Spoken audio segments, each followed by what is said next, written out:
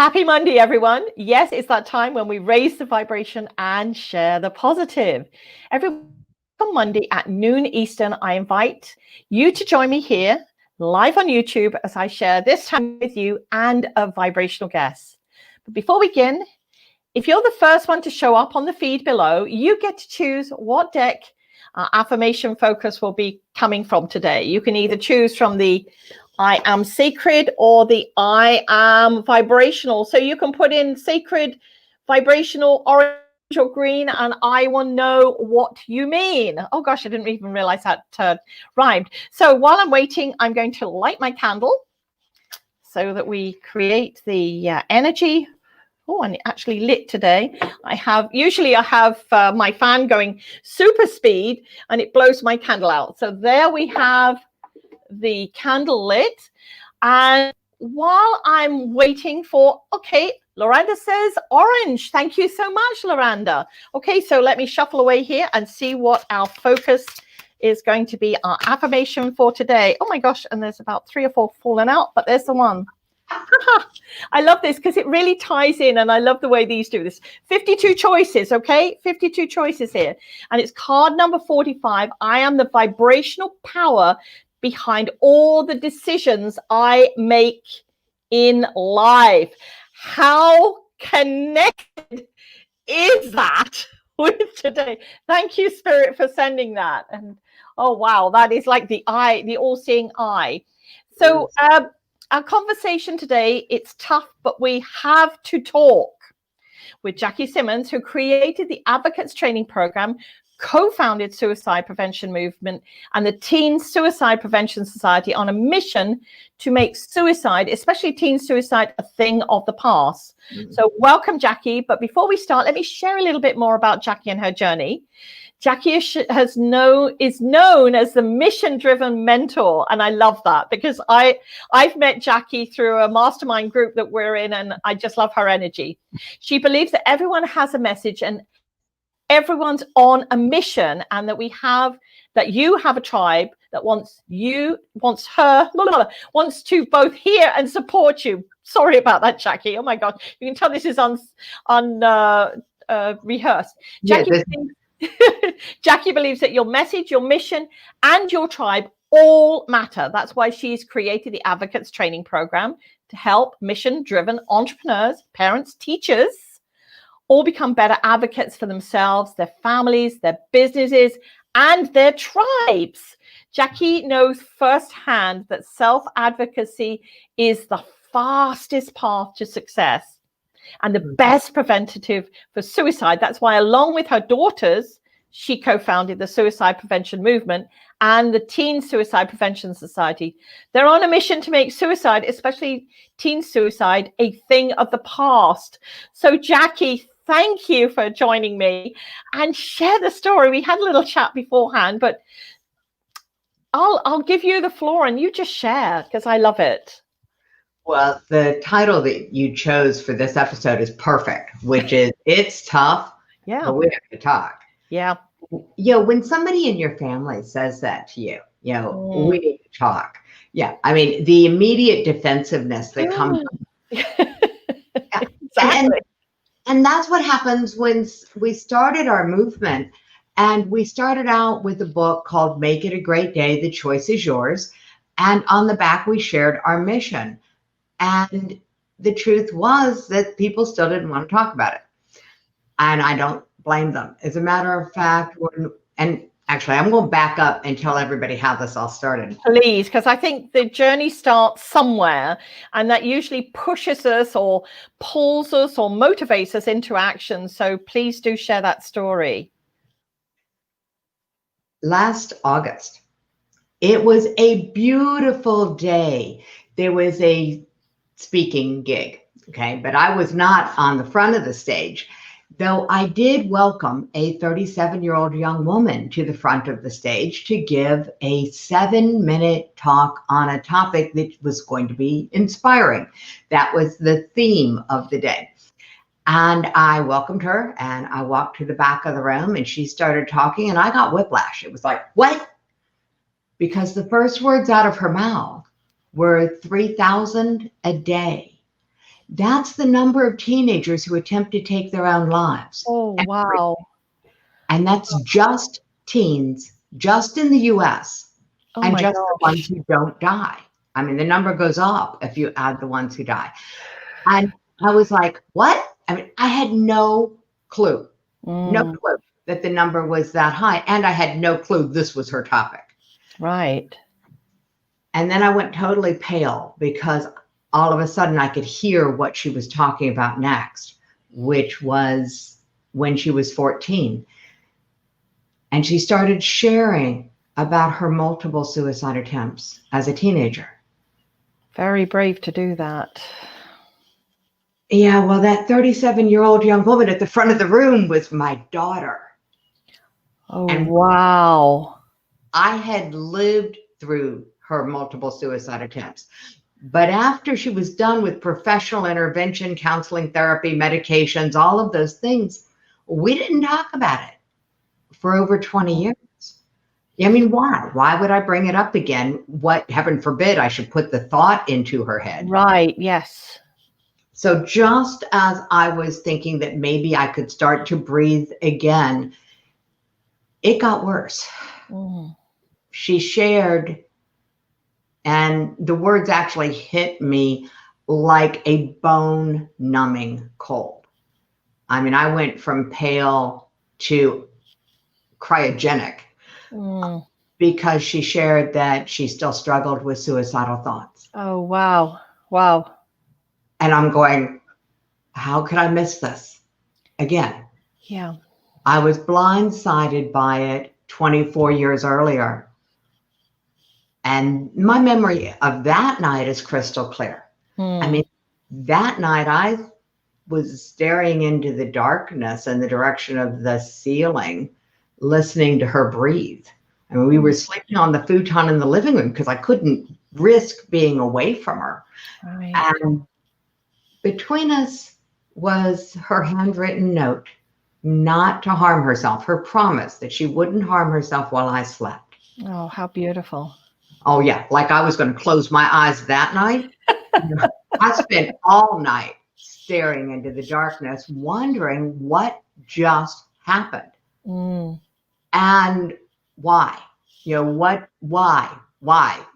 You know, how do we miss it, or what, you know, what were the signs that I didn't hear or see or was alerted to? Yeah, that must have been like a railway train running through your mind at that moment. It pretty much dominated my thinking until she could get help. You know, multiple attempts lead to multiple emotional challenges, especially when it comes to talking about anything, because there's a challenge being a parent in this day and age, especially with the suicide rates going higher and higher as we're spending more and more time in isolation and more time disconnected from each other. Yeah. You know, we may be pushed together at the moment with what's happening, but it seems that we're even more isolated because we feel we need time on our own. So it's like, I'm going to go to my room and you go to your room and all those kind of things. So Naranda says, I have 2 teenage boys. So yeah, it's a struggle with children. It's a struggle with families at the moment. And that's something, you know, we had a quick conversation about earlier, that the numbers of suicide, and I don't like to use suicides, I think that's the word to use there, have been exponential at this time, which is not a wonder, but we don't hear about that. Yeah, Debbie, let's make it really easy for people. Okay. Yeah, thank 3 you. weeks ago, the Today Show published the numbers from the Center for Disease Control. Suicide ideation has doubled. Actually, deaths by suicide among young teens has doubled in the last 2 years. And suicide ideation now among adults ages, I think they're going 10 to 24 is the age range.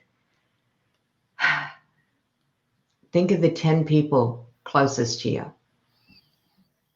Right. More than one of them is struggling with suicidal thoughts. And this is the biggest challenge. Right now, what we're seeing more and more is that the first sign that someone's at risk is an attempt Yeah, And that's they sad. also, so parents, take heart. There's nothing wrong with you. There's really nothing wrong with your kids. We just weren't given the operating manual for our brains. True. Yeah, yeah. Well, I went on this journey, Wow. but not at first. At first, I stayed busy. I was busy shoring up the facade that my second marriage was working. I was busy working. I had sold myself. I was good at sales. I sold myself on the idea that as long as my daughter was getting professional help, we didn't need to talk about it. That sales job almost cost me my daughter. The mythology that we could put the thought in someone's head that might lead them down that road almost cost me my daughter. The being busy. So, like I said, last August, none of this was on my mind until all of a sudden this chasm opened and I was in free fall, and I got saved because she ended her talk with stating that she wanted to create a program to help teens learn the coping skills that she'd learned along the way before they need them. Yeah. Prevention rather than cure. Pure prevention. Yes. And what I didn't understand then and had to learn is nothing short of the perhaps it's the key to solving the mystery. Now, what happened that day, I'm the host. Oh, by the way, I forgot to mention a little detail. This was my event. I was the host. So while everybody else stood up and gave her a standing ovation and congratulated her for being so vulnerable, I was in the back of the room.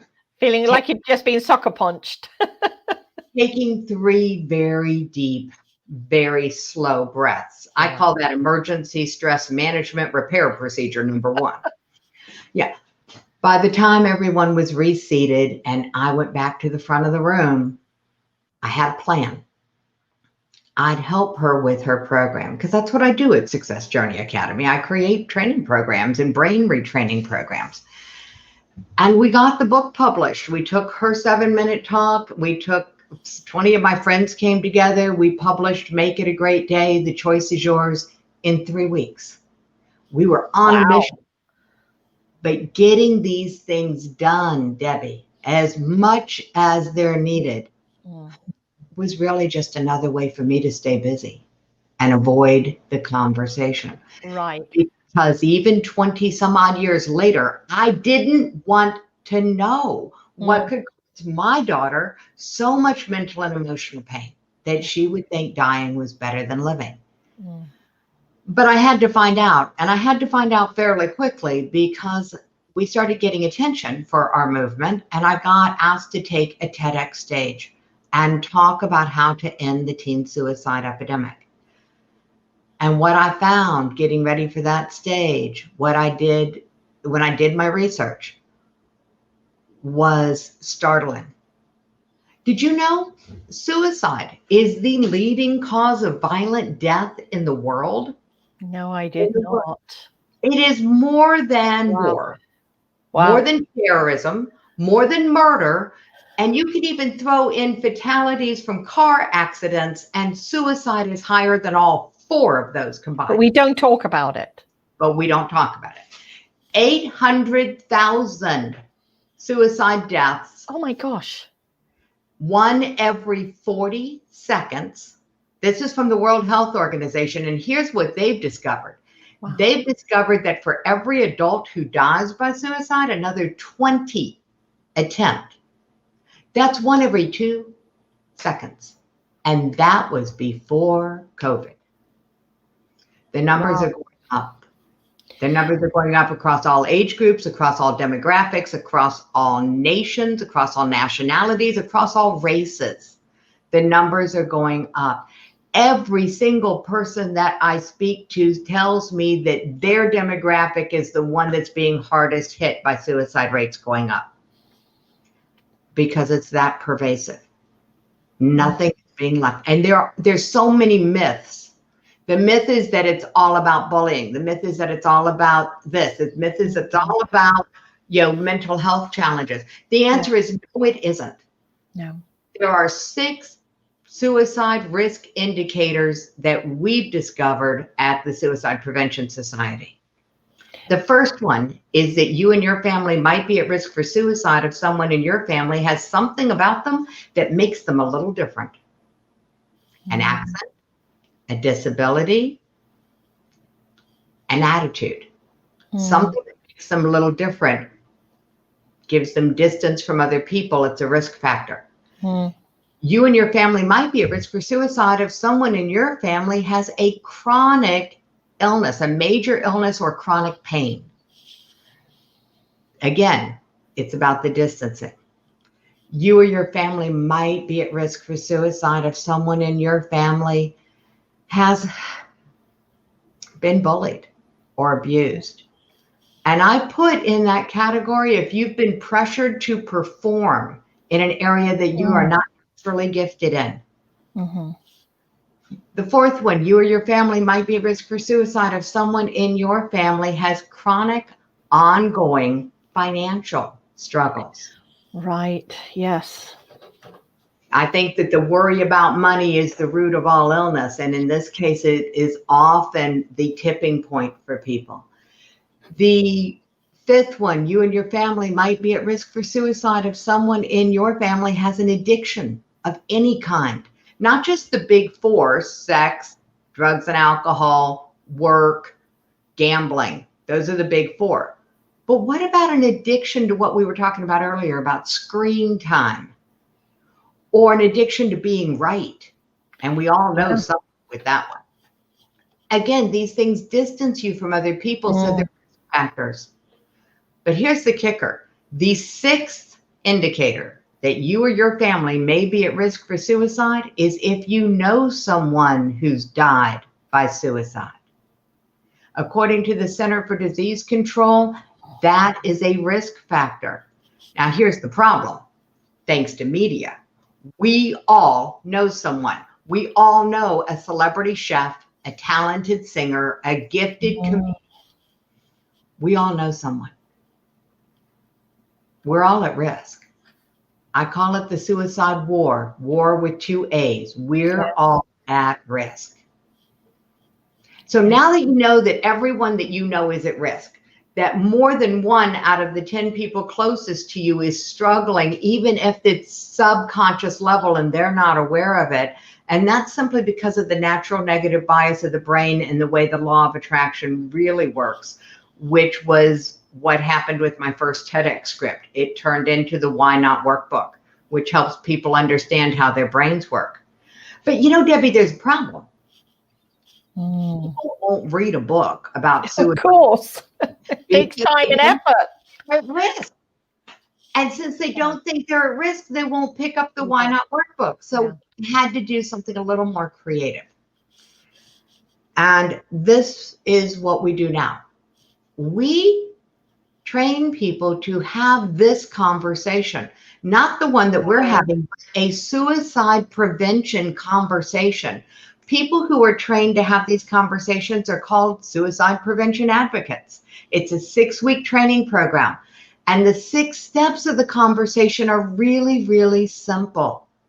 And there's a method to the madness. I mean, there is a specific reason and a neuroscience base behind each step. Right. But the first step, I'm going to give it all. Here we go. Everybody, take out your pen and paper. The first step to having a conversation that can save a life is to stop being busy. Just stop being busy. And then the second step is to open a conversation. Well, you open a conversation the way you open any conversation. You ask somebody, what's up? What's new? How you doing? Yeah, what's the best thing that's happened to you so far today? That's my favorite. I love that. Yeah, I mean, when you stop being busy, you ask people, do you have time to talk? You make time to talk, and then you open the conversation and you just listen. Whatever they want to talk about is fine. This is really important, that you give yourself a chance to listen without judging, without problem solving, without trying to fix anything and without trying to strategize. Just listen. Listen. The third step is to open the topic. And you do it by making it sort of about them. Like, have you heard about the rise in teen suicide rates? Have you heard about the rise in suicide rates among seniors? Whatever their demographic is, just have you heard. It's a yes or no question. Their answer could be short or long. It matters not. It only matters that you go to step 4. Step 4 is to find out how close it is to them. And you ask it this way. This is neutral language. Do you know someone? Do you have a friend who's tried or died? Neutral language. And again, it's a yes or no question. And my neuroscience peeps just freak out at closed questions, but there's a reason. Yes. And again, their answer may be short or long. There's no reason to probe here. Whatever they answer is fine. Move on to step 5. Step 5, take a deep breath. If this is somebody you know and care about, take a deep breath and then ask, have you ever thought of leaving that way? It's a neutral question. It's not, have you thought of hurting yourself? Have you ever tried? It's not any of those things. It is simply, have you ever thought of leaving that way? And again, it's a yes or no, short or long, matters not. The point is to have those 3 closed-ended questions in a row, because now this is where the advocate gets to have fun. You're going to flip them right on their head by asking an open-ended question. What are your reasons for staying? Why stay? And as soon as they answer, you say, what else? And what else? What other reason do you have for staying? You can ask 6 times. What are you doing? You are backing them away from a ledge they didn't even know they were near. And that's why I say it doesn't matter what their other questions, what their answers were to the closed-ended questions. If they're talking on this question on the 6th step, you are literally backing them away from the ledge. That's perfect. As important as it is to be able to talk yourself off the ledge, because when you're on the ledge, there's nobody there but you. So you need to know how to talk yourself off the ledge possibly, but I'll guess what? If you do this 6-step conversation, even with yourself, you're making yourself more suicide resilient. You're making yourself more suicide proof. I'm a firm believer that emotional resilience and control is the skill set that will allow the human race to survive. Yes. So that's the step-by-step methodology that an advocate does practice conversations with during the training program. Okay. And it's the fastest path to knowing that you're making a difference. Because there is no doubt that if you have one conversation using this script, you know that you have made a positive impact in the world. Perfect. You have raised the vibration of that person, Debbie. Yeah. And it's in service to our mission, because we really do believe that it's possible to make suicide a thing of the past. So let's ask if anybody has any questions regarding what Jackie has already shared, or you need more clarification or anything like that, pop it in the chat below. And of course, this is only while we're live. So if anybody comes and listens to this afterwards, we can only do this while we're live because Jackie's here and she's fully open to answering. She's been there. So, while we're waiting for that, I was talking to you earlier before we came on that many years ago, maybe 10, 12 years ago, a friend of mine actually came out and said that she was suffering with depression. And it helped me to understand some of those times when I thought she was just having an off day. Because, people, when they have depression, they don't want to talk about it, obviously. And she said she felt like if she had a cast on her arm, people would know she broke her arm. but there was no cast and there was no band-aid and there was nothing, no scars showing, and it was all internal, and she didn't want to open up that conversation to talk about it because we don't want to talk about it. Yeah, whether it's suicide, depression, there is such a taboo. Yes, there is. In my culture, my mama, you don't air your dirty laundry in public. Yes. And unfortunately, anything that deals with emotion is considered dirty laundry. If you're not happy, don't share it. Oh, wait a minute. The exception of they pissed me off and ain't it awful. Now, you can have those conversations all day long because they're not about what's happening inside of you. Yeah.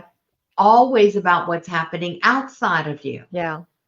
So that's where misery loves company. But when it comes to the internal emotional processes, we're breaking the silence. Now, our organization does it in service to the mission to make suicide a thing of the past.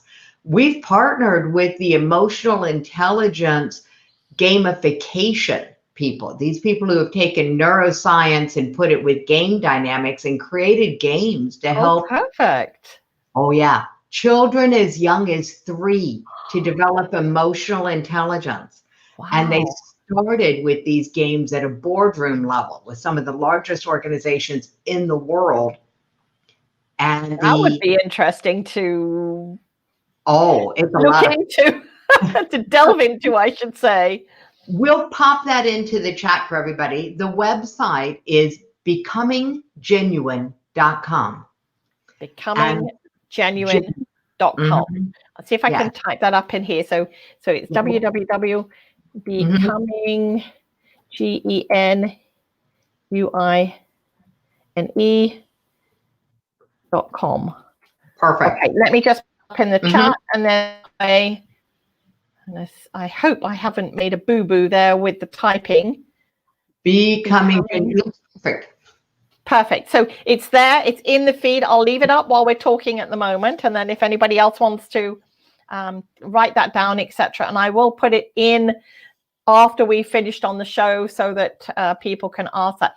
Yeah, the one thing that happened with my friend at that moment when she told me, I just hugged her because it was helpful for me of those times when she didn't want to play, as I call it, or seemed a bit off. That's another expression that we use. And at least now we could create a code, if you like, so that she could, tell me like, back off. I don't need you around me. I'm just having a, poopy day or whatever. Or, so she knew that I was there, and we would have, that, like I said to her, if you want to just rant, luckily enough, we live fairly close to each other. If you just want to like spurt it all out, because sometimes that's all we need. We don't need anybody to solve it. We just need to it out, as I always say, it needs to spew out. And it became, I have to say, in a very selfish way, it became easier for me to know some of the signs that were coming up of that she wasn't having a great day, or, things were getting tough, or any of those things that most of us. She's lucky to have a friend. I was very lucky to have that conversation, I have to say. Because for me, and I say this with all selfishness, because it helped me to understand, and I'm being open and loving about that, but because none of us want to sort of go into that, if we got somebody that's a little off the charts today, to sort of say, so are you suffering with depression? We don't want to open that conversation. And it's a absolutely unhelpful question. Yeah. It's an unhelpful question. And that's assuming they've had a diagnosis. That's assuming they know what the words mean. That's assuming a lot. And so it's unhelpful. Yeah. It is more helpful to be the friend who just stands by. Yeah. But at that time when we don't know, we sort of say those things like, what's up with you today? What's happening? That kind of thing. So we do that. To change our language and our culture and just exactly. Are you having an off day? And they can say yes, or they can say no, I'm mad about whatever. But if you just neutrally ask the question. Yeah.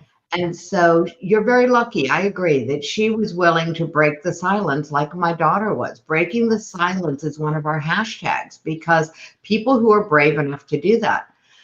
And the Suicide Prevention Society and the Teen Suicide Prevention Society, we don't focus on people who have a mental health diagnosis. We do not focus on teens who are known to be at risk. That, for our definition, is not suicide prevention. That's intervention. That's when you have a factor, you need intervention. If you've already made an attempt or someone around you has made an attempt before, they need intervention. Advocates don't go there. And this was one of the biggest challenges that we had to get really clear on in the last 6 months is what is our lane? And when you have a mission, it can be so tempting to get hooked up with other people that have missions that sound similar. And so I explored partnerships with a wide variety of people who have programs for teens that are at risk, for people who've attempted before, all of these programs are out there. And I realized just recently, that's not our lane. We are not trained mental health suicide intervention specialists. We're not the people who answer the hotlines. Those are intervention specialists. And you reach out to them when you know you're at risk. That's not who we are. We're over here. We're looking to get totally ahead of the risk so that you never become at risk. When we realized that there wasn't anybody playing over here, we couldn't find a program that wasn't triggered by a risk factor. And we were like, wait a minute, that's prevention, you can't, you're trying to catch the horse, you're trying to close the barn door after the horse is gone. Let's do that over here. It's very, very interesting the number of people who said that wasn't needed. What was needed was more programs. Wow. What? I suppose for me, I always look at the prevention's better than cure. Like, deal with something before it becomes a problem. Like we pull the odd weed out of the yard when we see them growing. We don't wait for them to amass across the garden and then go, okay, I've got a weed problem here, and get out the weed killer. Yeah, I mean, you take, and the weeds are a challenging one because you're reacting to the side of a weed when you're pulling it out.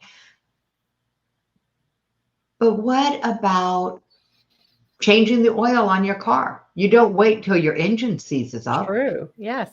Yeah. What about, people can find what's the analogy that works the best for you. Yeah. I like car analogies because my guy's a car guy. Okay. So you change the oil in your car before your engine seizes up, before there's any sign of it. You do it as regular maintenance. Maintenance. Yes. You sleep before you are so sleep deprived that you're having hallucinations. That's prevention of hallucinations, believe it or not. Wow. Yeah. I didn't know that. Oh, yeah. Sleep deprivation leads to hallucination. And so you're preventing that. But we do most preventions unconsciously. Suicide prevention, on the other hand, the people who are not at risk at suicide are doing suicide prevention things unconsciously. They're consciously raising the vibration. They don't connect that to suicide prevention. So the actual programs that are what we would call pure prevention are not mentally associated with suicide at all. They're simply associated with living a better life, finding your purpose, knowing that you make a difference. These are the hallmarks of people who are suicide resilient. And so it's like, all right, but they don't use the word suicide. It's not in their lexicon. Right. So we're bridging the gap to help people who are not in the realm of suicide. They don't recognize it as a risk factor, and helping them just become able to help other people. The best advocates are the ones who don't have a history. The best advocates are the ones who have children. The best advocates are a teenager age 14 or up that wants to be able to have a positive impact in their community because they know there's a risk. They know that there's a problem. So anyone whose life has been touched by suicide, hey, you can learn how to be part of the solution, which is pure prevention. That's our definition of solving this puzzle, is you don't wait until after somebody's got the infection. And as controversial as vaccines have become today, it is still the best analogy I can give. Yes. Want to prevent the problem. And the way that you do it is by breaking the silence on the topic and starting the conversation. But the advocates are trained to only do that with permission. We don't sneak up on anybody. We don't blindside people with this topic. We get permission and we schedule the conversation. And it's an elegant design of a program, because the first thing that advocates do after they go through the know, like, and trust factor assessment, because when you know, like, and trust yourself and you're on a path of raising that number for yourself, then everything is easier in your life. And then we talk about how do you have a conversation? And the first conversations are with your fellow advocates. So everybody knows the rules of the game. And then you have the conversation with your family, and you do it by asking family members this way. It's very specific. I'm studying to be a suicide prevention advocate. I need to do 5 practice conversations this week. Can we talk for 10 or 15 minutes so I can practice with you? You're not accusing anyone of being at risk. Right. You're asking someone to help you. I love and it. we love to help each other. Mm. We love to help each other.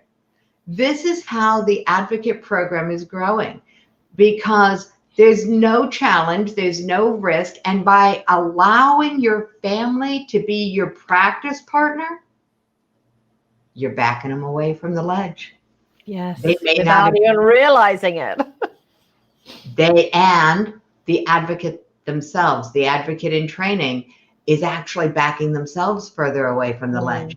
My mission is to create people that are not just suicide resilient, but we are suicide proof.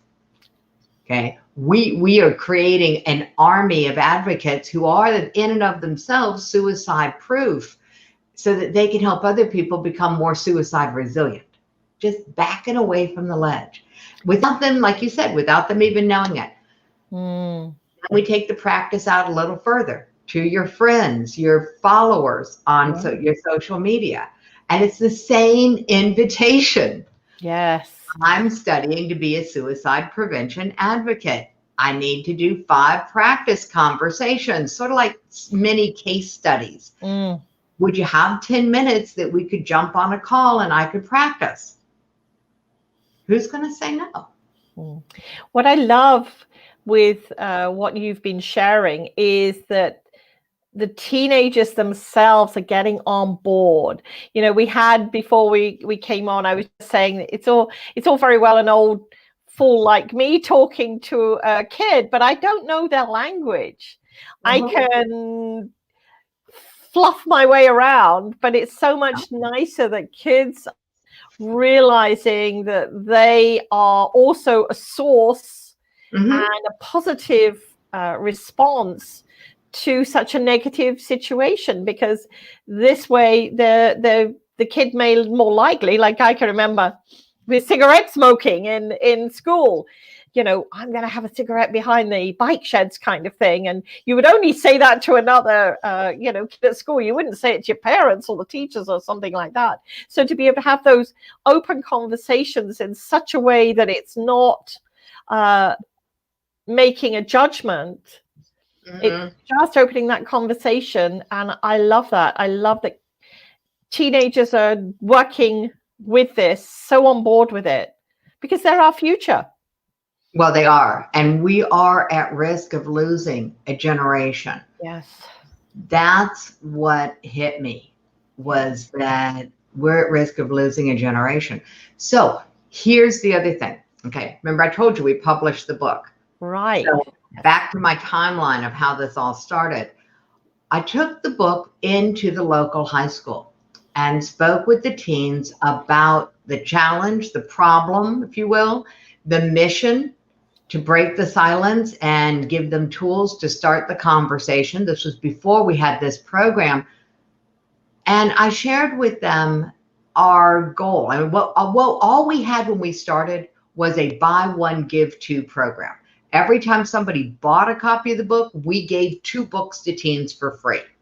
I had companies that stepped up and sponsored 500 teens to get books. I mean, this was the tool.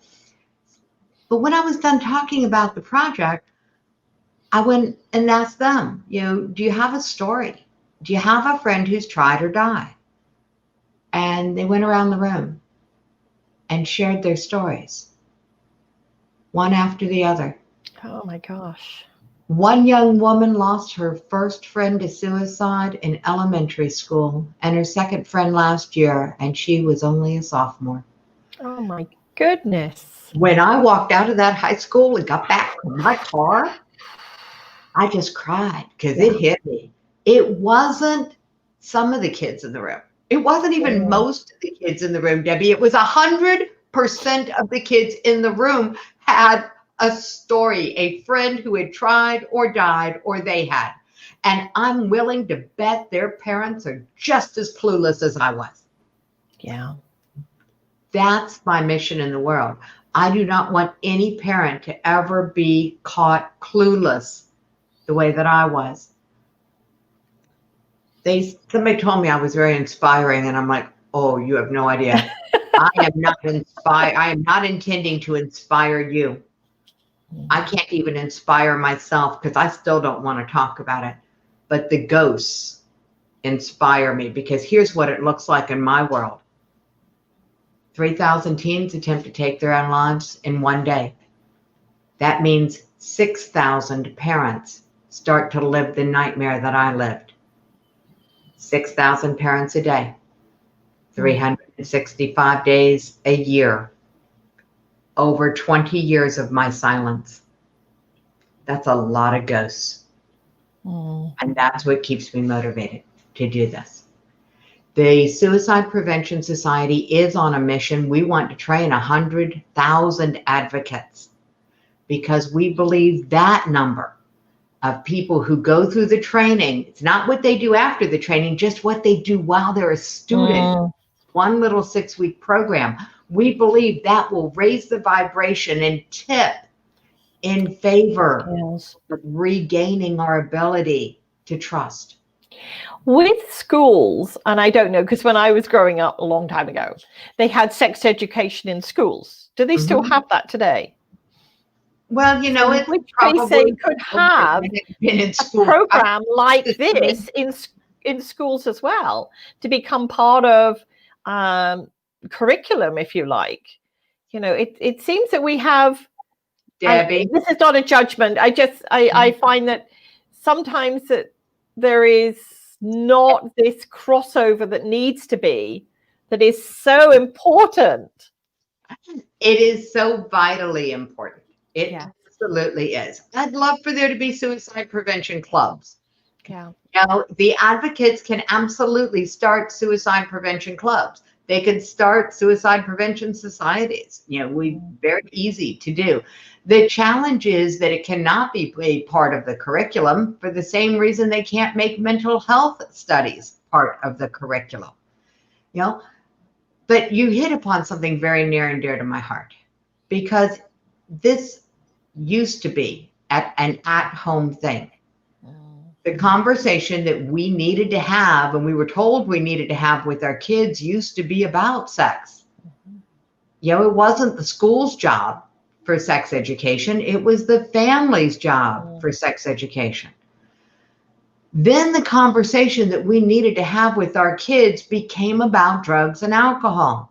And there were a lot of programs that got created, DARE and McGruff and the, Take a Bite Out of Crime. And, so drugs, alcohol, and crime became what my daughters were exposed to in school through programs, but not part of the curriculum. And still it was expected that the conversations would be had in the home. The conversation we must have with our children is about suicide. And we cannot wait for somebody else to do it for us. The refusal to talk about suicide, according to the Center for Disease Control, is in and of itself another risk factor. Now, I'm going to be bluntly honest. There's a list of risk factors, that signs on the Center for Disease Control website, and you will not find the 6 suicide risk indicators that I listed earlier in our conversation, because those are what we've come up with based on our research and our interactions with people. On the suicide list of signs, I got a problem. I've got a big problem with that list. The first problem with that list is that nobody ever finds it until after somebody has attempted suicide. It's crazy, isn't it? It's been an attempt. And if they do find it, then it is the most guilt-producing document in the world. Because everyone that I've spoken to, I can't say everyone, but everyone I've spoken to goes exactly the same place that I went, which is, how could I have missed this? And the reality is that we are all at risk. And when you accept that, then you accept the fact that this conversation needs to be had with the other kids. The ones who are normal. They're happy. They're sometimes grumpy, and they're sometimes bored. And sometimes the first sign that they have an issue is an attempt, and they don't all survive. And so I don't think we can afford to wait until we know someone is at risk, Debbie. I believe this is the conversation that wants to be had. And I just think that it's easier if you've got someone who's trained in how to do it. To have the conversation with you. And I know from, in fact, it was when you were saying about the numbers and everything earlier on, I recalled many, many years ago when my son was quite young, when I was in the UK, somebody that I knew of, and on the surface was happy, had everything they wanted, a lovely home, lovely family, no money troubles, no nothing, and they committed suicide. And it was quite a horrific way that they did it, that it hit everybody. And of course, the question we were all asking ourselves afterwards, how come we didn't know? How come we didn't see, all of those kind of things that, we did in, I think, shock, because we were all then looking at our own lives and going, well, crikey, mine's not even a pinnacle of all the great things that they had going on. So am I at risk? And of course, then it was shut down very quickly, because we're talking about in the 1970s, where nobody really talked about suicide at all. So it was a very closed conversation, and nobody would talk about it after that, because it was like, the family's local, and what if it upsets them and things like this. So and it is that very pattern of behavior that keeps suicide expanding. Because, and this was my big rant, or at the beginning of this year, I was attending a 3-day event, and if there's a microphone, I'm going to go for it. So they asked for a volunteer. My hand was up. I love it. They said, here, roll this conversation dice. It has sentence starters on it. So I rolled the dice. I read it. They handed me the microphone. They said, you have 1 minute. And the dice said, if you were a celebrity, I'd want you to know. If you were a celebrity, I'd want you to know that you do not have the right to take your own life. When you die by suicide, you give tacit permission for everyone around you to take theirs. And when you're in a position of leadership, when you're in a position of role model, you do not have the right. And if you don't like that rule, don't be a celebrity. Step down. Exactly. Step down. And actually, that's what I said was step down. And if you're not willing to step back, that was my language. If you're not willing to step back, then you be willing to step up and talk about suicide openly. Yeah. And be part of the solution, be part of the prevention. But you don't have the right. I love it. It was an interesting moment. Oh, I can imagine. Silence fell, and then everybody took it on board and digested. Yeah. What was the outcome? Yeah, the amazing connections that I made at that event, because what I found out very quickly is the number of people whose lives have been touched. Yes. And the number of people who've lived the fact that one teen will take their own life, and then all of a sudden there will be more. Yeah. And they've seen this in school systems over and over again. And the more you try to shut down the conversation, the more you're forcing the kids to keep the conversation locked inside their own head, which is why I devised the Why Not workbook, was to help people understand how the brain actually works. The natural negative bias of the brain leads to suicidal thoughts. Suicidal thoughts are actually normal. Sigmund Freud said, it's normal.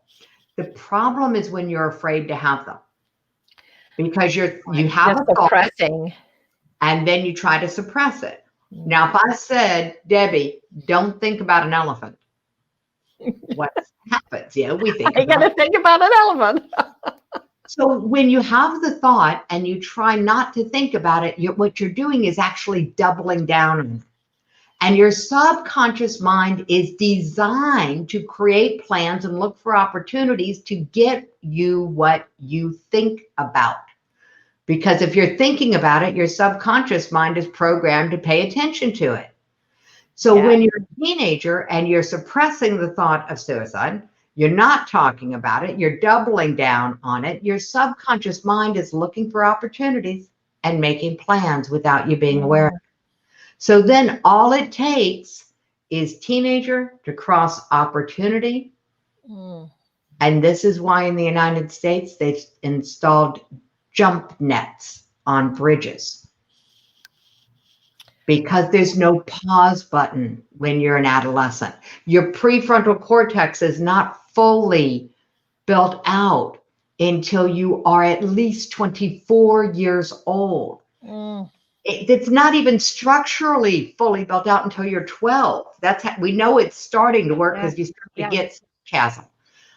But the reality is, it is not available for that rational thinking, for the pause button. So you get suppressed suicidal thought because we're not allowed to talk about it. Increasing opportunity. Kids are in action without any conscious thought. People say, why did they do it? Because at that second, they could. Their brain decided it was the best idea at the time. That's why we do anything, isn't it? Because it seems like the best idea at the time. Right.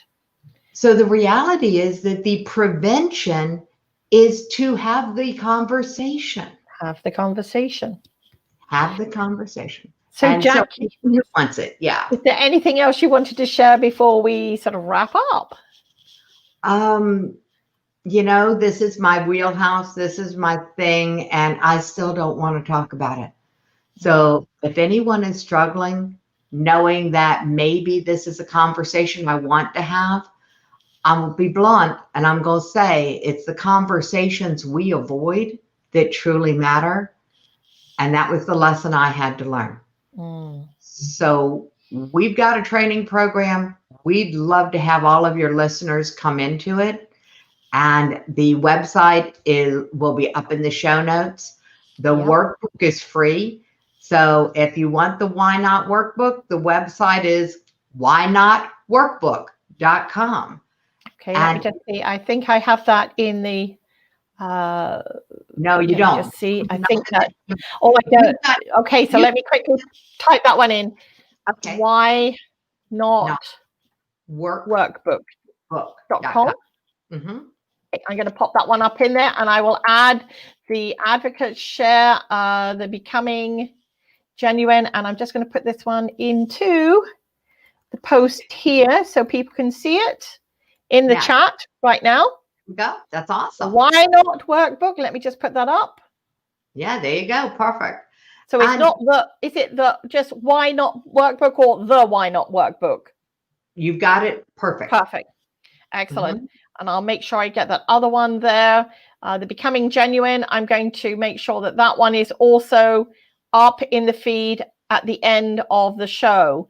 Awesome. Well, I don't know about anybody else. I know I have thoroughly enjoyed this conversation. And I mean that with open heart, because it is a conversation that we don't like to have. We truly don't.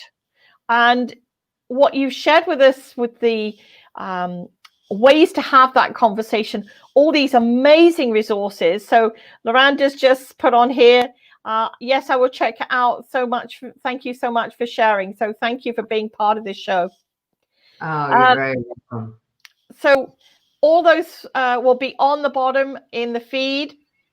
And Loranda said, I have two. You both a blessing to the world. Thank you, lady. Oh, that's very lovely. I'm thankful that I got Jackie to come on and be part of this and to share. So I feel very blessed with that as well. So join me next Monday at noon when I have another guest here and we share the positive and raise the vibration. Next Monday, the 28th, I have Gina Benston, aka Parafox, who'll be joining me for Knock Knock. Who's there? On the October the 5th, Ida Keatley, who's a British medium. We are going to do something wakey, signs of spiritual awakening or something like that. We haven't quite fine-tuned what we're going to call it. On October the 16th, I have Karen Holton from Quantum Health Transformation joining me. So if you haven't subscribed to my YouTube channel, you know how to do it. Click on the button below and then you'll get the information to you. And also you receive notifications when we're going live like this, because the feed comes up ahead of time so you can join in. So I want to again say thank you, Jackie, for being here.